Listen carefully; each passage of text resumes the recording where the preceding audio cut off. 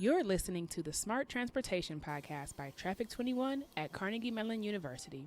We're innovating mobility for all. Thanks for tuning in. Hello there. I'm your host, Alante Whitmore, and I'm excited to be sharing our very first episode as we celebrate Traffic 21's 10-year anniversary. Many have come to Pittsburgh to enjoy convening for 2 days on the future of mobility and the pivotal role that Traffic 21 has played and will continue to play in the space. Every year, the National Mobility Summit is a meeting organized by Traffic 21 that brings together prominent leaders and thinkers advancing mobility. We take you back to that meeting, starting with a quick introduction from some of our attendees. Needless to say, there were a wide range of stakeholders in attendance. Their backgrounds were almost as diverse as their travel choices getting to the summit, which was held in D.C. Listen on to hear all the expected and unexpected ways our attendees made their way to the National Mobility Summit. Thank you so much for being here. So, Paul, let me know, how did you get here today? Well, by bus, of course. We believe in what we preach, which is the use of public transportation. I walked. Public transit. I'm a big metro guy. I support WMATA in any way they can. I think we need public transit. I think people need to understand its importance. In D.C., I took the flight yesterday. I flew Delta Airlines Bozeman through Minneapolis into Reagan National.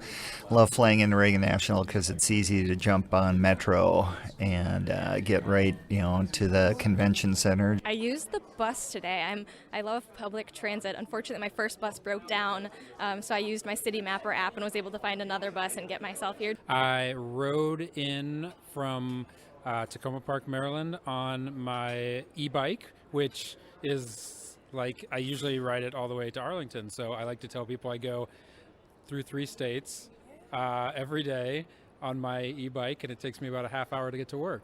I walked to the metro, got on the metro, and then walked here. I walked and I took WMATA Metro, Washington Metro. I took public transportation. I came by the metro system in D.C. I drove from Ellicott City, Maryland, to the Greenbelt Metro station.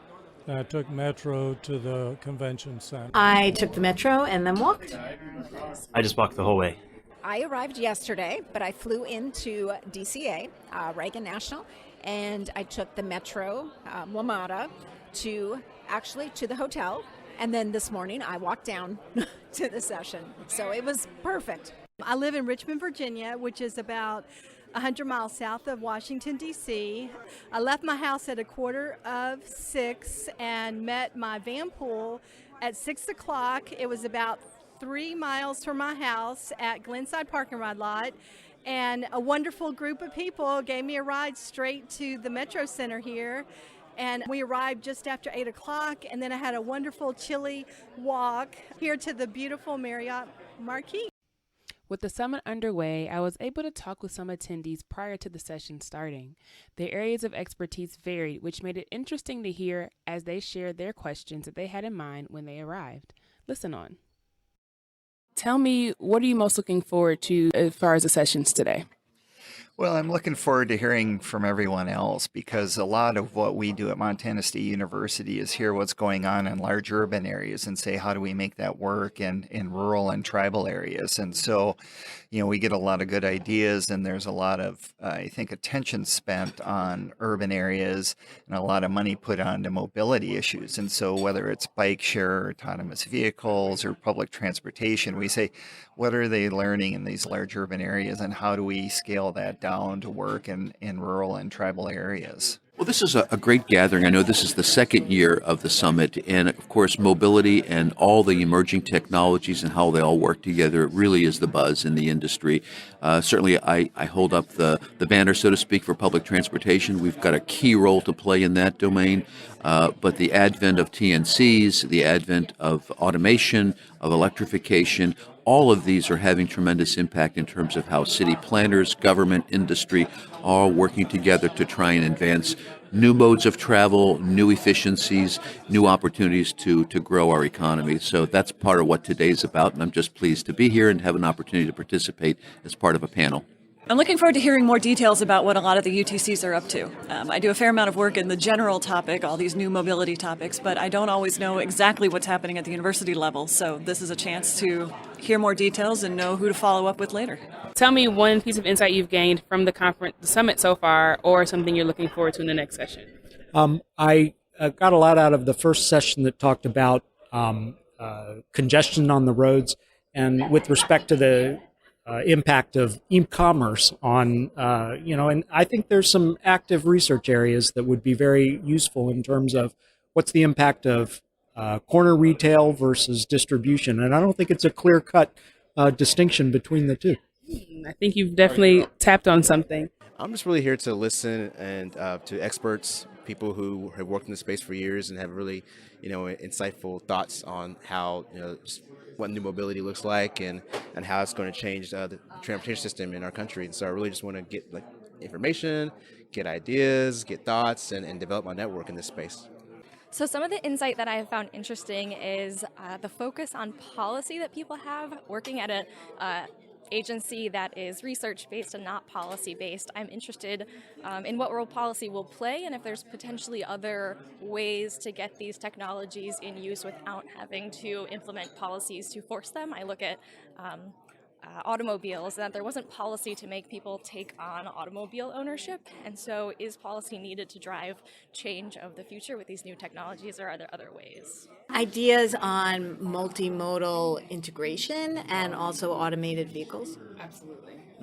Yeah, sort of more ideas on where the field is as far as moving people and maybe even the freight afternoon side of it to see if anything can be carried over into people moving in. Learning of workforce development opportunities and educational opportunities that the other transportation centers are doing.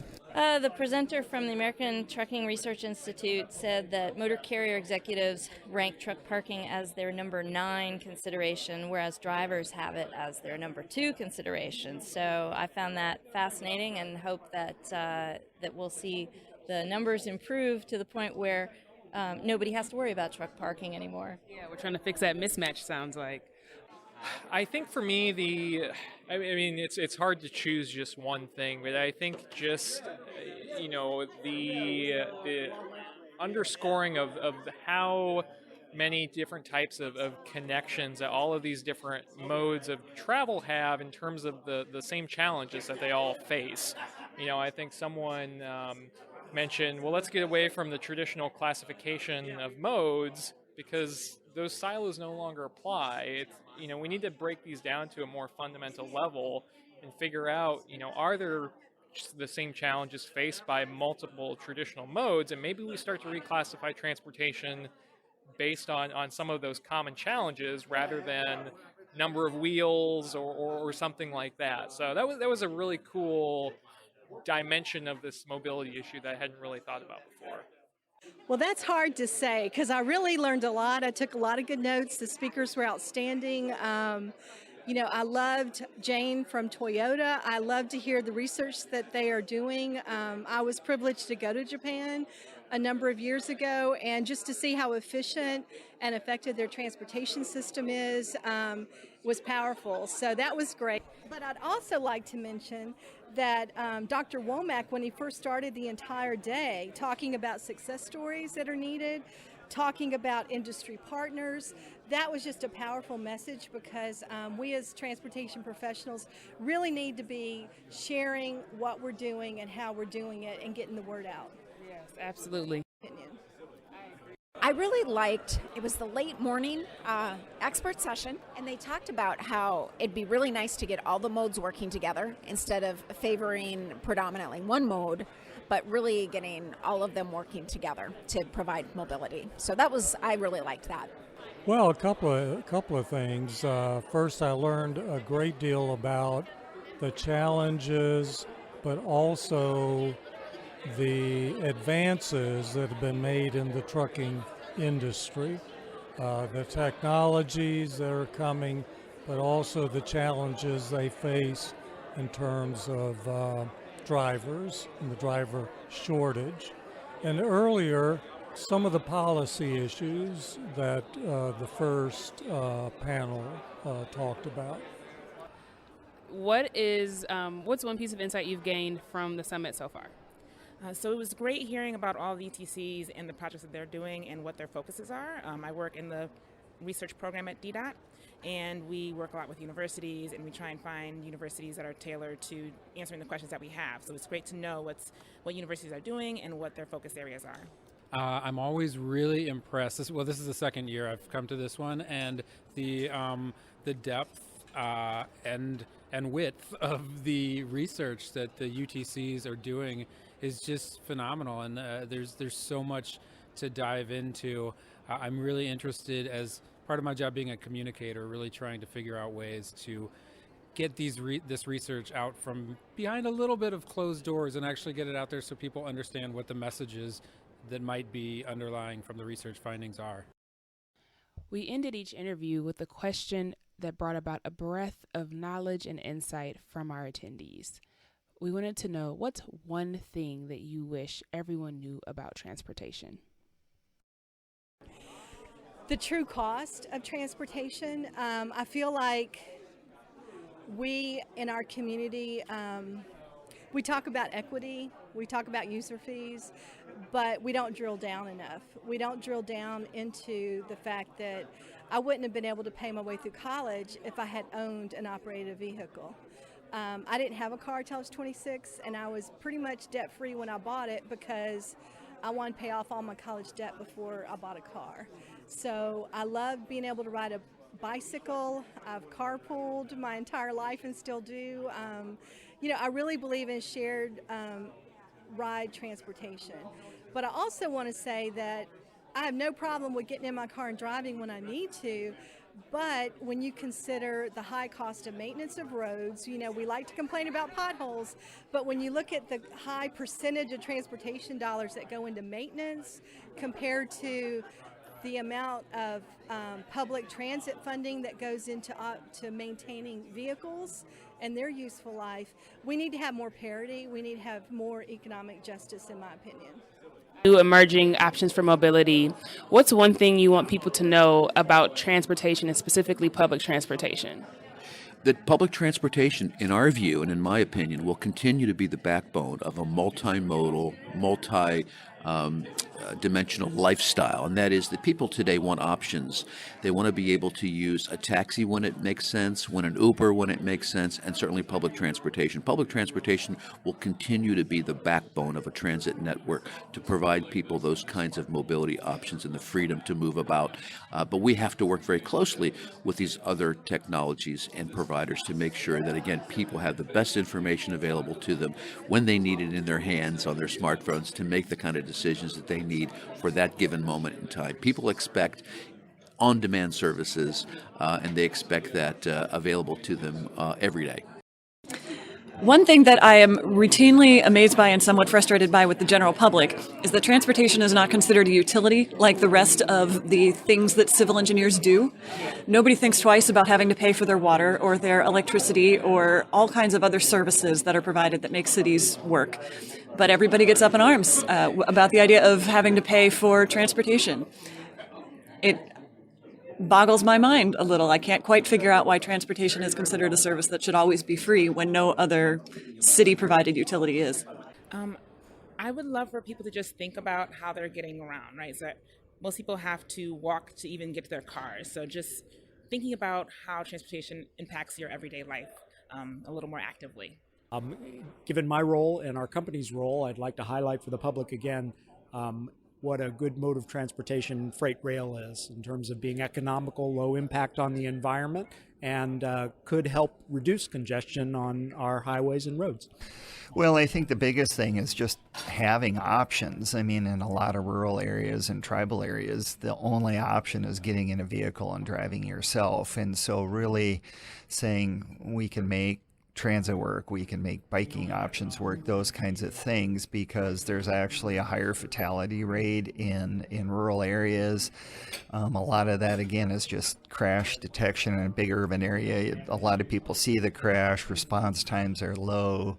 And so in rural areas, we're just saying, you could go off a road and it could be a while before someone finds you, and then that response time from first responders is longer. So the issues are somewhat different, but again, a lot we can learn in urban areas that we can apply elsewhere. Person from the Mineta Transportation Institute mentioned that they have a report on the See Something, Say Something transit campaign. And so I was looking at that online, and it shows that the findings are that it's basically a success, and it's potentially reduced terrorism on transit systems over time, which is interesting. But I'd like to do a study that shows what is it doing long term in producing ridership and actual loyalty and inspiration to ride transit.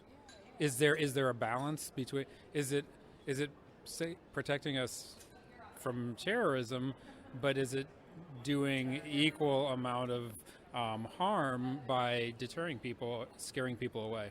You're definitely at the right place. So tell me, what's one thing you wish people knew about transportation? I wish people knew that transportation is not a given, that just because you live in a city, that doesn't mean that your access to transportation is as equal as anybody else.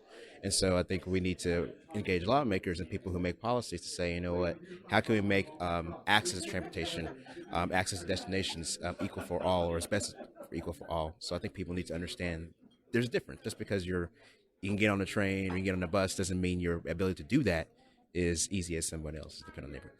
I would say that I wish people knew how many modes of transportation are available to them. Living here in DC particularly, I used to live in Michigan, where there's not a lot of options. Car ownership is religion there practically, but here in DC, I would expect people to be much more aware, and even amongst my friends and my peers, they still focus on one mode of transportation. They don't know what bus lines are available to them and what metro is accessible to them, and so it's interesting to me how set in their ways people can get, and I'm curious as to what level of information starts to kind of precipitate those changes.